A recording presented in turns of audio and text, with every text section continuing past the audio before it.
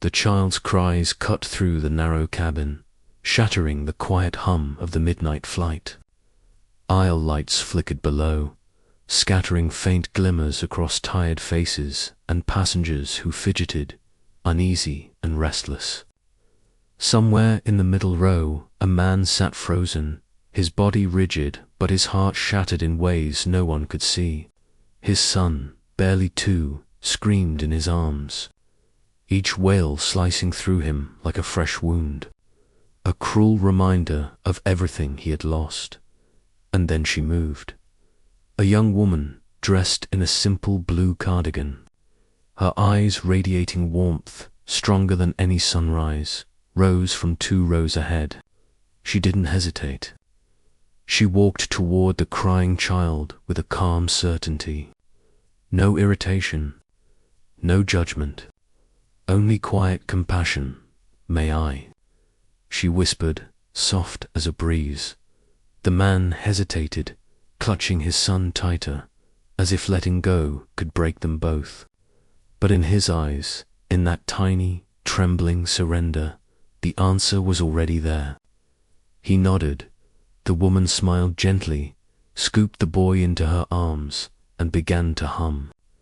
A tender melody, soft and nostalgic, drifted through the cabin.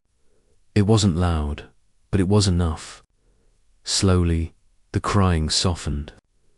The boy's hiccups quieted, his gaze lifting toward her as if searching for something he'd never known he needed.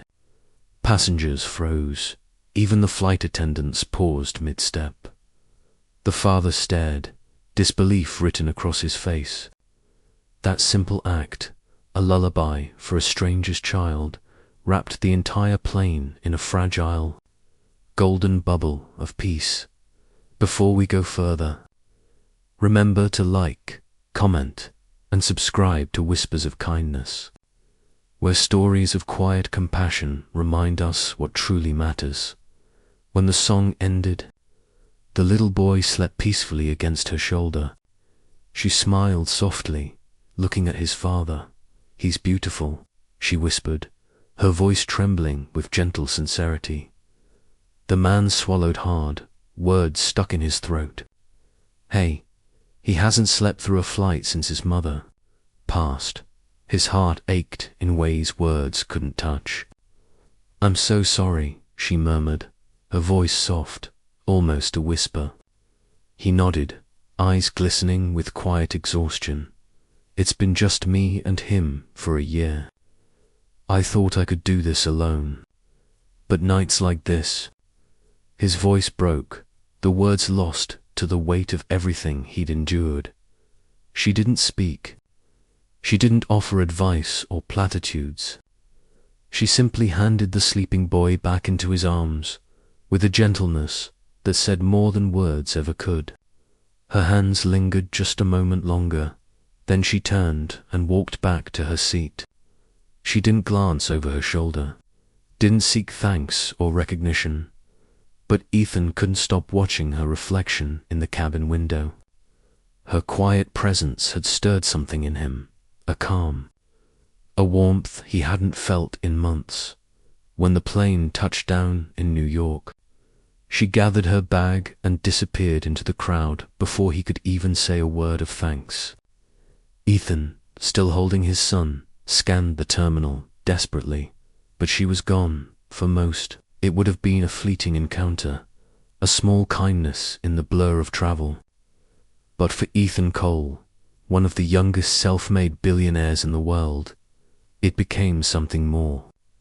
That moment on the plane was a spark he didn't know he was missing. Ethan had built an empire of tech companies, but after losing his wife, Amelia, in a car accident, all the wealth in the world couldn't fill the silence in his home.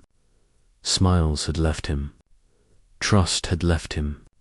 Until that night on the plane, when a stranger's kindness reminded him that humanity still existed outside his boardrooms and screens. Days later, fate nudged him again. Ethan attended a small community event organized by his Foundation for Underprivileged Children. Reporters flashed cameras, Journalists asked questions, and board members hovered like shadows. He felt drained, ready to retreat. Then he heard it. That song, soft, gentle, yet unmistakably familiar. Kneeling beside a group of laughing children was the woman from the plane. Her face glowed as she guided them through the melody. Her name tag read, Lena Hart, volunteer music teacher. Ethan's chest tightened. A memory, a feeling. He waited, silent, until the event ended. And then, quietly, he approached her. "You're the woman from the plane," he said. His voice barely above a whisper. Lena turned, surprise flickering across her eyes before recognition softened her expression. "You're the father," she said gently. He nodded, a small, weary smile tugging at his lips. "I never got to thank you." Lena returned the smile, warm and soft. "You don't need to. Anyone would have done the same." "Not everyone would," he said quietly. "Most people looked away that night. You didn't." In the weeks that followed, Ethan found reasons to return to the community center, sometimes with small gifts for the children, sometimes just to sit and listen as Lena played piano and sang. There was something magical about the way she transformed even sadness into beauty. He learned her story. Lena had grown up in foster care, moving from one home to the next. Music had been her refuge, her comfort when the world offered none. "Songs are like promises," she told him once, her eyes reflecting the soft light of the community hall. "They remind you that even when everything changes, something beautiful can still exist." For Ethan, who had spent his life chasing success, wealth, and power, her words struck deeper than any business deal, any boardroom victory ever could. He began to smile again at his son, at life itself. Liam, his little boy, started calling her Auntie Lenny. Lena never treated Ethan like a billionaire. She treated him like a man, a grieving father learning to heal. For the first time since losing Amelia, he felt truly seen. One winter evening, snow blanketed the city. The community center's roof leaked, and Lena was struggling to cover it with a tarp. Ethan appeared quietly, unannounced, watching her hands work against the chill. You should have called me," he said, shaking his head, a half smile tugging at his lips. "And here you are, out in the cold, fixing roofs. Some of us don't have billion-dollar budgets." She laughed, breath fogging in the winter air, teasing. "Some of us just get lucky with strong strangers showing up." Ethan laughed too, a real, unguarded laugh that made the cold feel warmer. He stepped closer. "Then maybe you should let me help." Before she could respond, he handed her a small envelope. She opened it slowly. Inside was a deed, the new Heart Music and Hope Center, newly renovated, with her name on it. Lena gasped. I can't accept this." "It's not charity," he said softly. "It's gratitude. You help me remember how to live. Let me help you keep spreading that light." Her eyes welled up. "You don't owe me anything."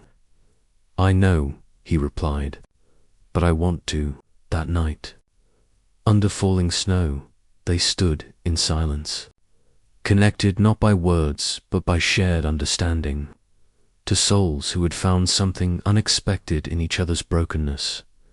Months passed. The new Heart Music and Hope Center opened its doors, welcoming hundreds of children and giving them a place to dream. Ethan and Lena grew closer, not through grand gestures, but through quiet, tender moments, laughter over spilled coffee, bedtime stories for Liam, long conversations under the glow of city lights. Still, Ethan hesitated. Love scared him. Loss had taught him caution. But one night, after a charity concert, he found himself watching Lena on stage. Her voice soared, filling the hall with the same lilting melody she had sung on that plane. Liam rested peacefully in his lap, fast asleep, just like that night. And in that moment, Ethan realized he wasn't afraid anymore. When the song ended, the audience erupted in applause. Ethan walked toward her as the world seemed to fade away. "You saved my son that night," he whispered, "but you saved me, too." Her eyes shimmered with emotion. "And you taught me that love doesn't have to be perfect. It just has to be kind." If this story touched your heart, take a moment to like, share, and subscribe to Whispers of Kindness. Your support helps spread stories that remind the world that compassion still exists, years later. Visitors to the Heart and Hope Foundation saw a photo near the entrance, a woman holding a sleeping child on a plane. Below it, a small plaque read, "Kindness can change lives, one small act at a time."